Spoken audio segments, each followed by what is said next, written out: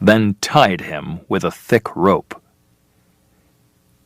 After many hours, the dog bit through the rope and ran back to Gray Beaver. The next morning, Beauty Smith came for him once more. He hit the animal again and again until White Fang was weak and sick. Gray Beaver watched but said nothing. White Fang was not his property now, and it was time for him to leave Fort Yukon and start his journey home. Chapter 7. Cherokee.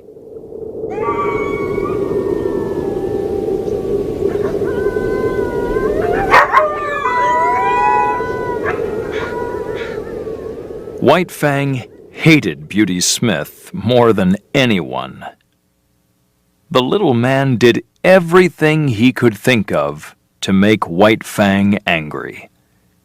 He hurt him, and he laughed at him. He did this because he knew that angry dogs were the best fighters, and Smith wanted a good fighting dog. He kept White Fang in a pen, and one day a group of men came to look at him. White Fang ran round the inside of the pen, growling and jumping up at them. Then the door of the pen opened, and Beauty Smith pushed a big dog inside. White Fang immediately jumped on the dog and bit it. Blood came from the dog's neck, but it growled and tried to catch White Fang. The wolf was too fast for him. He turned and jumped and bit the dog's ears and face. There was more blood. The men cheered and whistled when White Fang killed the dog. After a minute, Smith went into the pen with a big stick and knocked White Fang away from the dead animal before pulling it outside. Then the men began to pay him money for their bets. White Fang was a prisoner in his pen. He could not hunt or pull a sled, but he enjoyed the cruel and deadly fights. And Smith enjoyed taking money from the men who came to watch them. When the first of the snow fell, Beauty Smith took White Fang on a steamer up the Yukon River to Dawson City.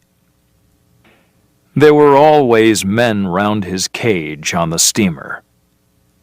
They pushed sticks into the cage to make him growl and jump at them. Then they laughed at him. This made him even angrier. When the steamer arrived at Dawson, Smith kept White Fang in the cage. Men paid $50 in gold to see the fighting wolf. When White Fang tried to sleep, they pushed sticks into the cage to wake him up. Some nights, Beauty Smith took him into the woods outside the town. When it was morning, a lot of men arrived. Always, one or more of them came with dogs for White Fang to fight. Usually, he killed the dogs, or he chased and bit them until they were too weak to fight anymore. He knew more about fighting than they did, and he was too fast and too clever for them. Then there was a fight with a lynx, and White Fang nearly died. After the lynx, there were no more animals left who could fight him. Until the spring, and a dog called Cherokee.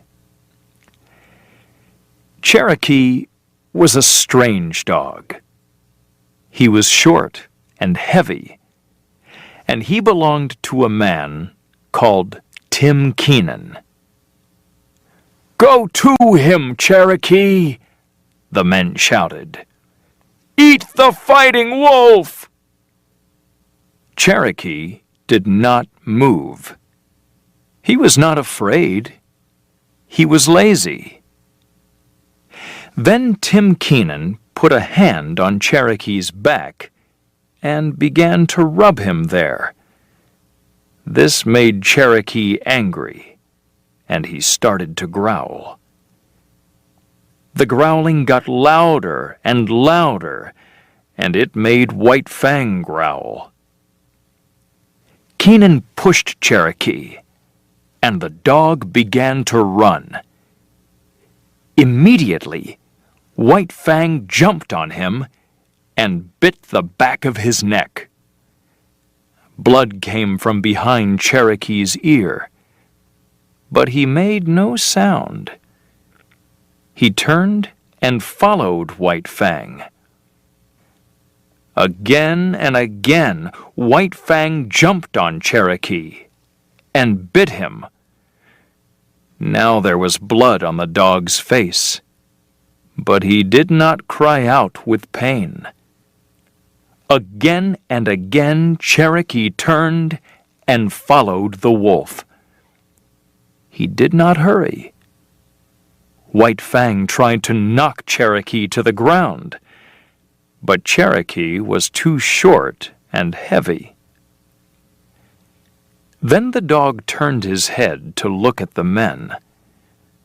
White Fang ran at him and tried to push him to the ground. But this time, he moved too quickly and pushed too hard. He went over Cherokee's back and crashed to the ground, his paws in the air.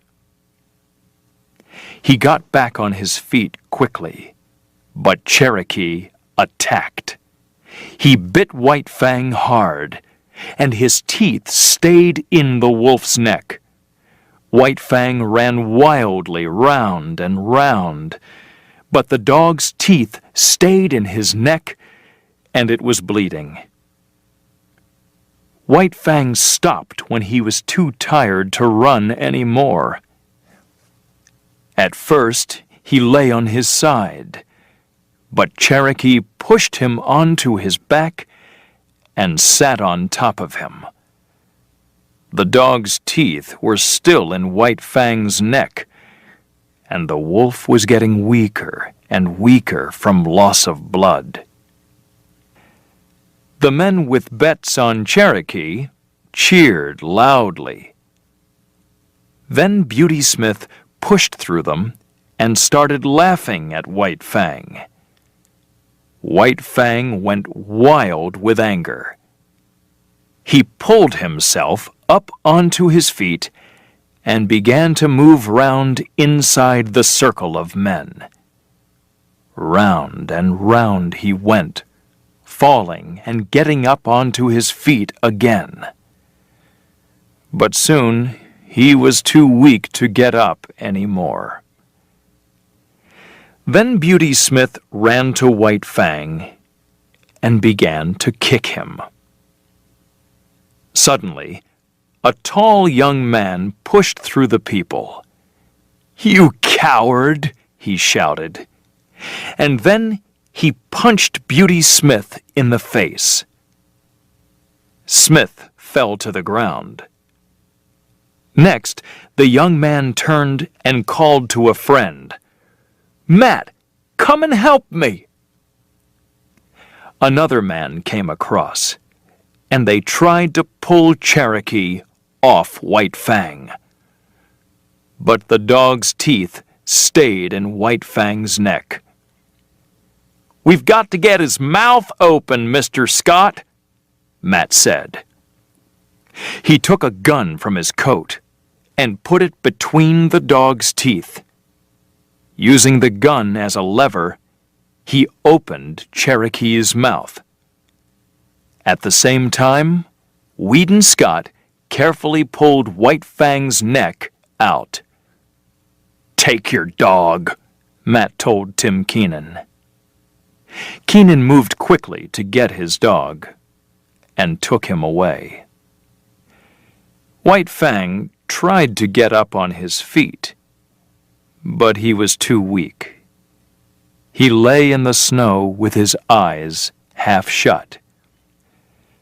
"Matt, how much does a good sled dog cost?" Scott asked. $300, Matt answered. "And how much for this one now, after the fight?" Scott asked. "Half of that," Matt said. Scott turned to Beauty Smith, who was on his feet again. "Did you hear that?" he said. "I'm going to take your dog, and I'm going to give you $150 for him." "I'm not selling him," Smith said. "Oh, yes, you are," Weedon Scott said. "Here's the money. Take it, or I'll punch you again." After a minute, Scott finally persuaded Smith to take the money, and then he walked away. When White Fang was strong again, there was no pen to keep him a prisoner. At first, he was afraid of Weedon Scott and Matt. When Scott tried to be friendly, White Fang bit his hand, then waited for the man-god to hurt him. But nothing happened. The next day, Scott came with a piece of meat, which he threw on the ground. White Fang smelled the meat, but looked at Scott. After a minute, he ate the meat. The man-god talked to him in a quiet, kind voice. Then he put his hand on White Fang's head and rubbed it. This was something new and strange to White Fang. But he liked it, and it was the beginning of a new life for him. In the spring, Scott went away. White Fang waited all night for him outside the house. Days came and went, but Scott did not come. White Fang pined for the first time in his life. Matt wrote to Weedon Scott, "The wolf won't pull a sled, and he won't eat. He wants to know where you are, but how can I tell him? I think he's going to die." And then, one night, White Fang made a soft whining sound and looked up at the door. Seconds later, the door opened, and Scott came in. He saw White Fang and called him. The wolf came quickly, and there was a strange light in his eyes. Scott rubbed White Fang's head and ears. The wolf growled happily. For the first time in his life, he felt a very strong love for someone. Chapter 8. California.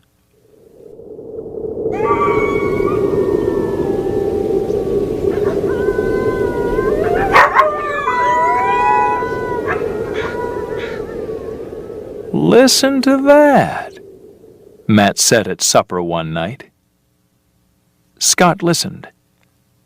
A low, sad whining noise came through the door. "That wolf knows that you're leaving," Matt said. "I can't take a wolf to California," Scott replied. Next day, 2 Indians took Scott's bags to the dock. Scott came to the door of the house and called White Fang inside. "I can't take you with me," he said, and he rubbed White Fang's ears. "Now, give me a growl and say goodbye." White Fang did not growl. He pushed his head between Scott's arm and body. The sound of the steamer came from the river. "It's time to go," Matt said.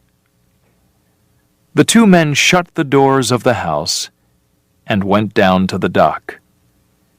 From the house came the noise of White Fang whining.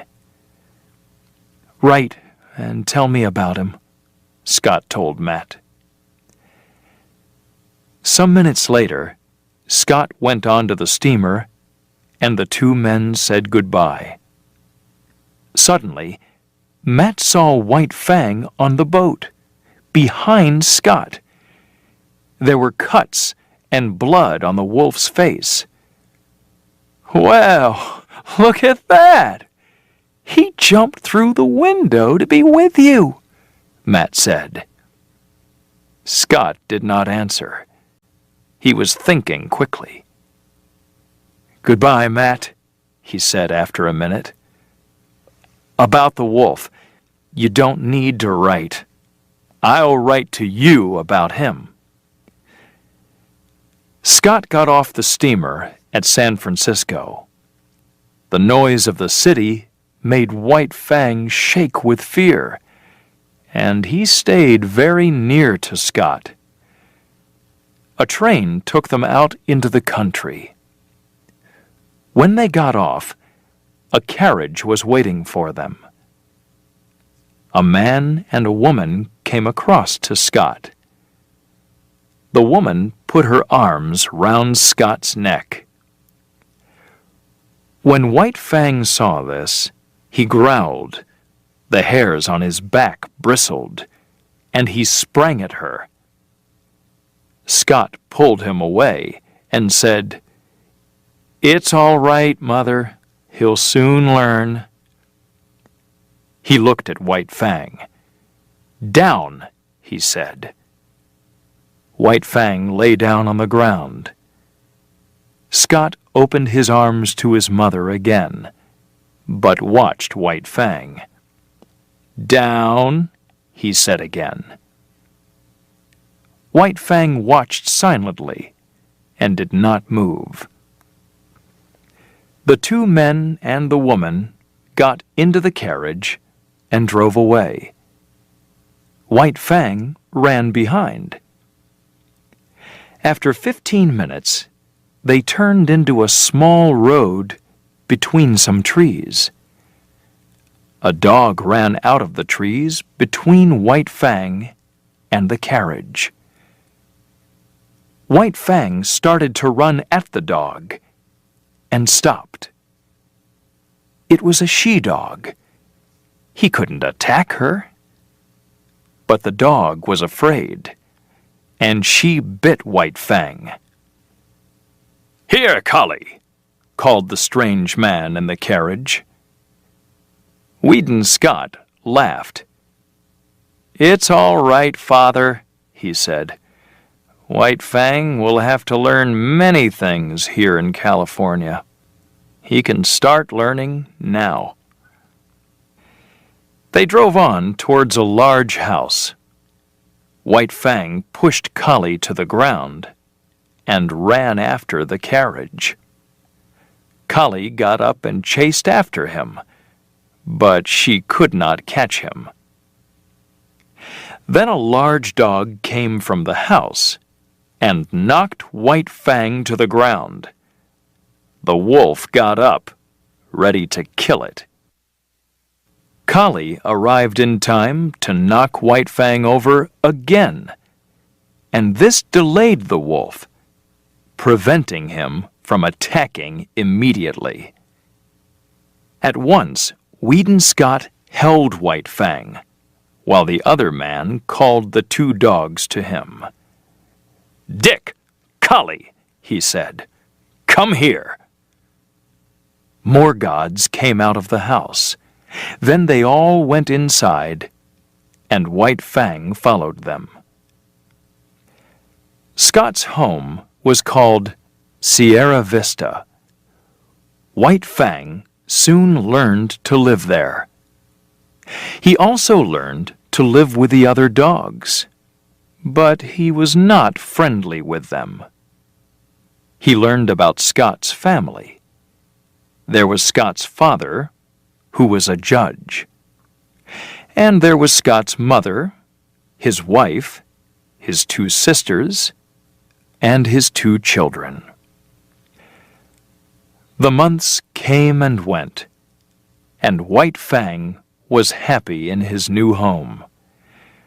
Only Collie made life difficult. She followed him and growled at him. Did she hate him, or was she pining for him? It was hard to say. Weedon Scott often went out on his horse, and White Fang always went with him. One day, Scott fell from the horse and broke his leg. White Fang growled at the horse, but Scott stopped him. "Home!" he told White Fang. "Go home!" White Fang did not want to leave him. Scott saw this and spoke quietly. "It's all right," he said. "Go home and tell them, Wolf." The family were sitting outside the house when White Fang ran up to Judge Scott and began growling. "Go away and lie down," the judge said. Then White Fang turned to Scott's mother and tugged at her dress with his teeth.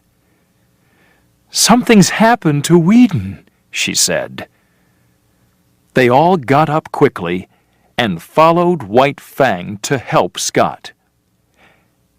After this, they all loved White Fang. In the second winter at Sierra Vista, Collie became more friendly with White Fang. One day, they ran together in the woods, like White Fang's mother Quiche and old One-Eye all those years before. Around about this time, a prisoner got out of San Quentin prison. His name was Jim Hall, and he was dangerous. For days, the police tried to catch him, but he was too quick and too clever for them. The women in the Scott family were afraid. "You sent Jim Hall to prison, and he hates you for it," they said to Judge Scott. "Perhaps he'll come here to attack you." The judge told them not to worry, but the women were right, and he was wrong. One night, White Fang woke up and heard someone moving inside the house. He smelled a strange god, and the hairs on his neck bristled. The stranger walked softly, but White Fang followed him silently to the bottom of the stairs. The stranger stopped and listened. White Fang knew that his master's bedroom was at the top of the stairs, and he knew that he had to protect his master from this stranger. As soon as the man put a foot on the stairs, White Fang sprang. The 2 of them crashed to the floor, and White Fang bit the man's neck. The family woke up to the noise of crashing furniture. Soon after this, there were sounds of gunshots and a man scream.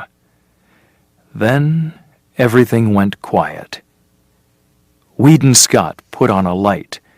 Then he and Judge Scott came downstairs with guns in their hands. A dead man with a bleeding neck lay at the bottom of the stairs. Judge Scott approached and looked at his face. "It's Jim Hall," he said. White Fang was lying next to the criminal with his eyes closed and 3 gunshot wounds in his side. He was weak from loss of blood. White Fang did not die. He survived. He slept for many long hours, for many weeks, and his wounds closed. At last, after some months, he got up and stood on his 4 legs. All the family followed him outside and watched. Very slowly, White Fang walked to the stable. Collie lay near the stable door, and 6 fat puppies were crawling about and playing beside her. White Fang looked at them, but Collie growled at him in a low voice, and he did not go near them. One of the women put an arm round Collie to prevent her from moving. Then Weedon Scott picked up one of the little dogs and put it down next to White Fang. Collie watched and growled again.